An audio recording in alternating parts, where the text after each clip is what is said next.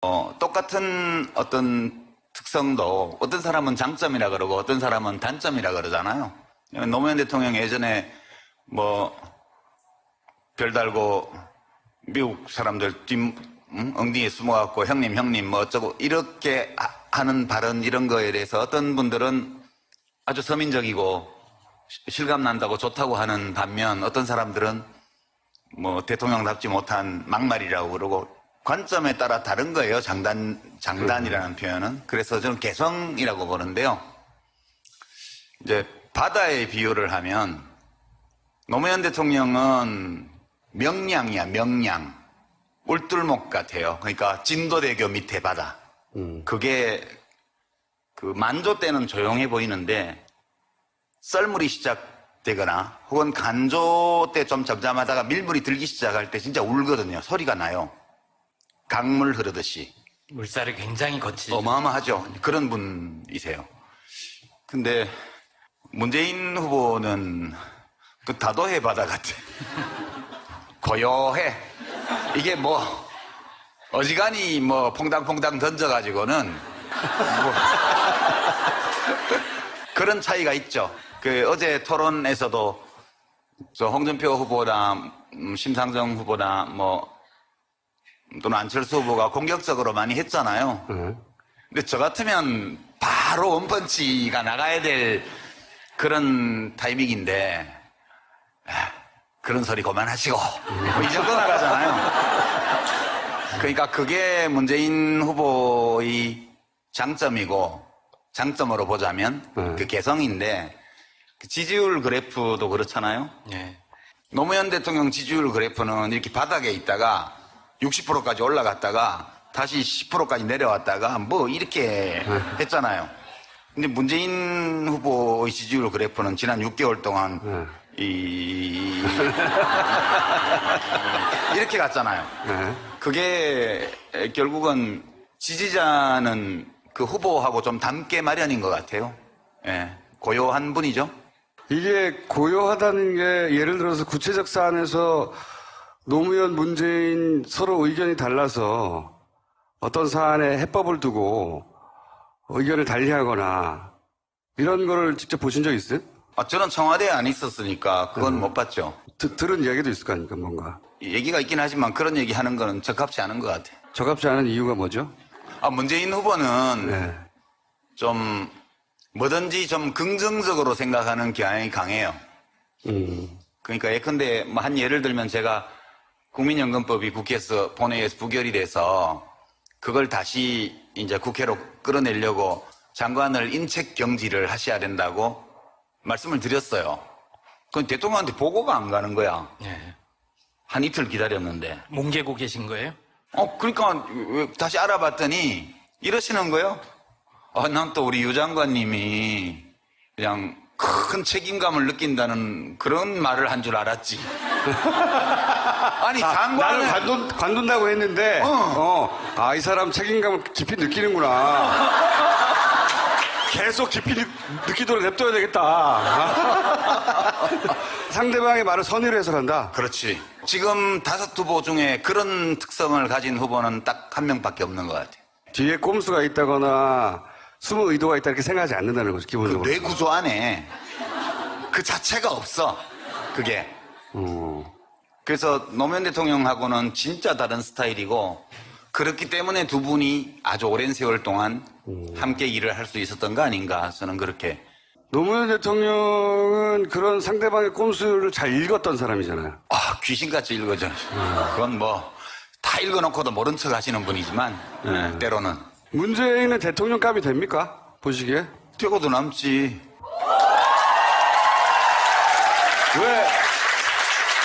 왜 그래요? 아니 근데 문재인 후보가 대통령감이 되냐 안 되냐 이런 문제를 떠나서 저는 사실 요즘 약간 요 며칠 약간 되게 오랫동안 잊어버리고 있던 어떤 감정 같은 걸 좀 느껴요.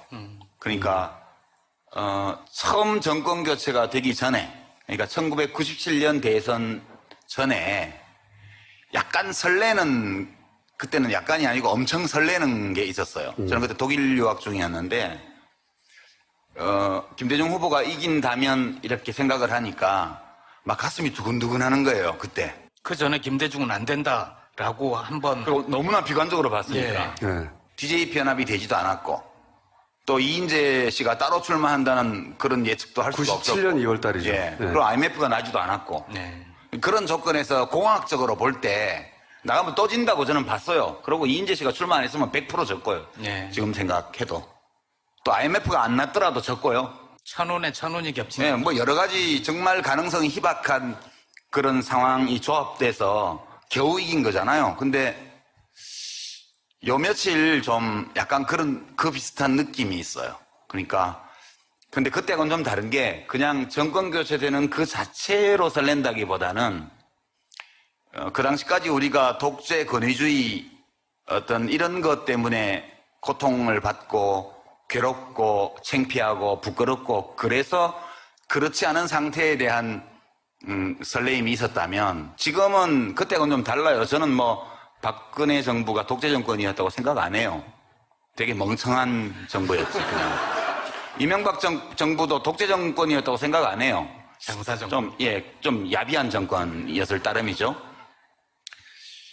지금 우리를 굉장히 부끄럽고 고통스럽게 만드는 거는 불평등이라고요. 차별 이런 거요. 그러니까 사람들이 그 현대판 어떤 계급제도 비슷하게 저는 느껴요. 이 세상이 뭐 이래. 그리고 이런 문제들을 해결할 수 있다는 전망이 별로 안 보이는 시간을 오래 보냈기 때문인지 그렇게 단순하지 않지만 우리들을 인간답지 못하게 만들고 또 우리가 사는 세상이 인간답지 못한 세상이라고 느끼게 만들고 그렇기 때문에 왠지 내 책임도 있는 것 같아서 좀 어딘가 누구한텐가 미안하고 좀 부끄럽고 또 화도 나고 이런 상황이었어요, 오랫동안. 근데 확실치 않지만 이번 대선을 계기로 해서 거기서 많은 사람들이 노력한다면 거기서 좀 벗어날 수 있는 가능성이 있지 않나? 단박에 해결되지는 않겠지만 이번에 정권을 바꿔서 한 5년 동안 꾸준히 사람들이 마음을 모아서 노력한다면 좀 다르게 만들 수 있지 않을까라는 기대 이런 것 때문에 약간 잠들기 전에 밤에 마지막 뉴스를 볼 때 약간 설레는 느낌이 있어요. 이런 느낌이 되게 오랜만이어서 저만 그런가? 혹시 이런 설렘 아닙니까? 만약에 물어보지 마. 그거 물어보지 마. 물어보지 마. 내가 총리를 할 수도 있지 않을까?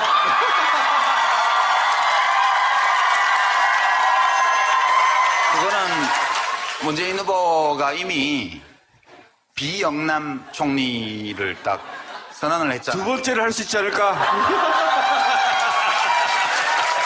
그거 안 하시려고 어디 사회이사 가시지 않으셨나요? 아, 우리 보혜 양조. 예. 입세주. 예, 그러니까 거기 사회이사 하면서는 뭐 공직을 맡기는 좀 힘들거나 그거 관두면 되지. 제가 보기에는 그래서 설렐 거라고 보고요. 그러면서 비영남이란 말을 듣는 수가 실망한 거야. 아니지. 난 지금 수도권이야. 이럴 수도 있잖아요. 생각해보면 예전에 노무현 대통령 때는 저도 그랬는데 노무현 대통령을 당선시킨 것으로 지지자들이 할 일이 다 했다고 생각했어요, 그때. 왜냐하면 1년 내내 이 우여곡절이 있었기 때문에 당선 순간에 할 일을 다 했다. 그렇게 생각했거든요. 근데 이번에는 상황이 좀 다른 것 같아요. 서로 문재인 후보가 당선이 되더라도 처하는 환경은 박근혜 정부가 남겨놓은 그대로 안에 쏙 들어가는 거잖아요.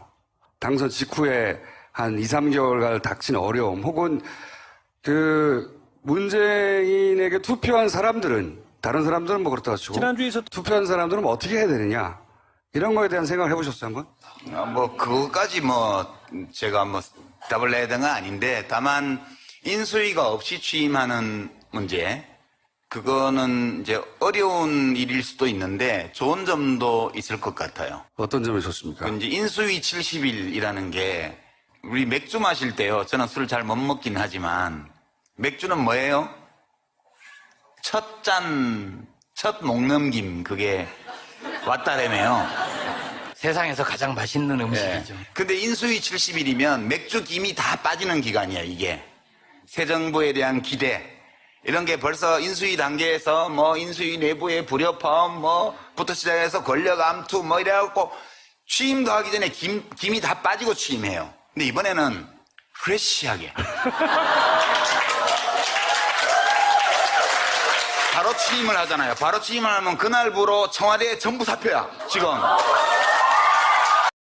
똑같은 어떤 특성도 어떤 사람은 장점이라 그러고 어떤 사람은 단점이라 그러잖아요.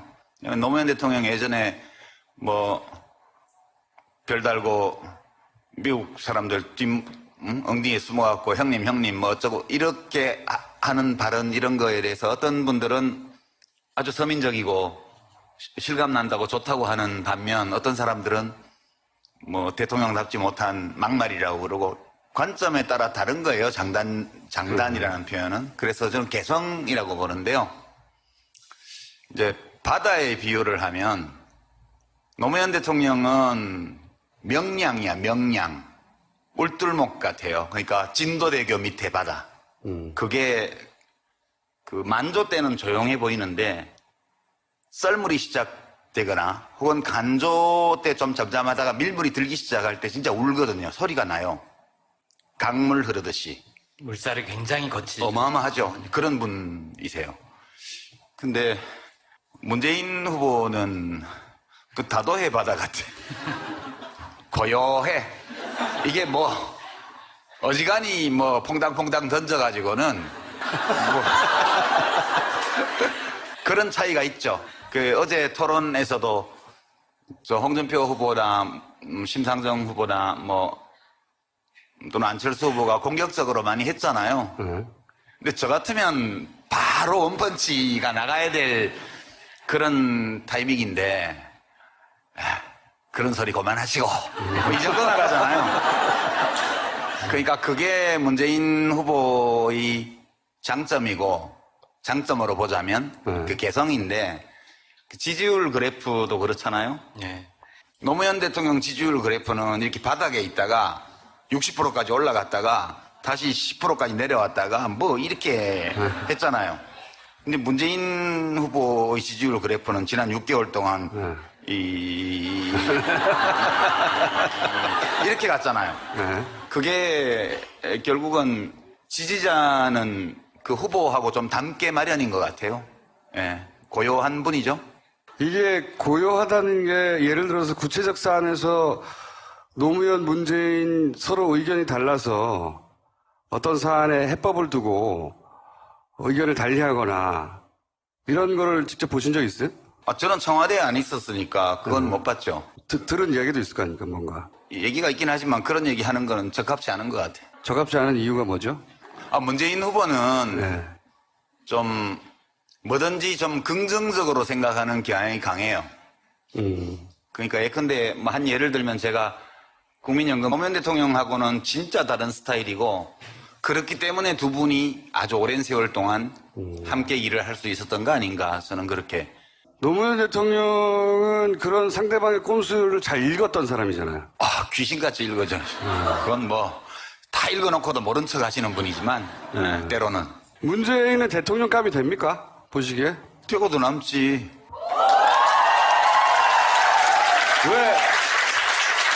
왜 그래요? 아니 근데 문재인 후보가 대통령감이 되냐 안 되냐 이런 문제를 떠나서 저는 사실 요즘 약간 요 며칠 약간 되게 오랫동안 잊어버리고 있던 어떤 감정 같은 걸 좀 느껴요.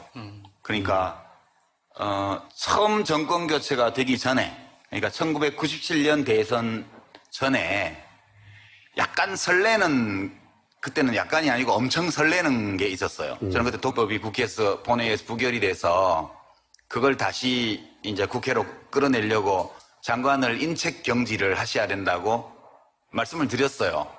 그건 대통령한테 보고가 안 가는 거야. 네. 한 이틀 기다렸는데. 뭉개고 계신 거예요? 그러니까 다시 알아봤더니 이러시는 거예요. 난 또 우리 유 장관님이 그냥 큰 책임감을 느낀다는 그런 말을 한 줄 알았지. 아니, 장관은. 나는 관둔다고 했는데, 이 사람 책임감을 깊이 느끼는구나. 계속 깊이 느끼도록 냅둬야 되겠다. 상대방의 말을 선의로 해석한다. 그렇지. 지금 5 후보 중에 그런 특성을 가진 후보는 딱 한 명밖에 없는 것 같아. 뒤에 꼼수가 있다거나 숨은 의도가 있다 이렇게 생각하지 않는다는 거죠, 그 기본적으로. 뇌 구조 안에 그 자체가 없어. 그게. 그래서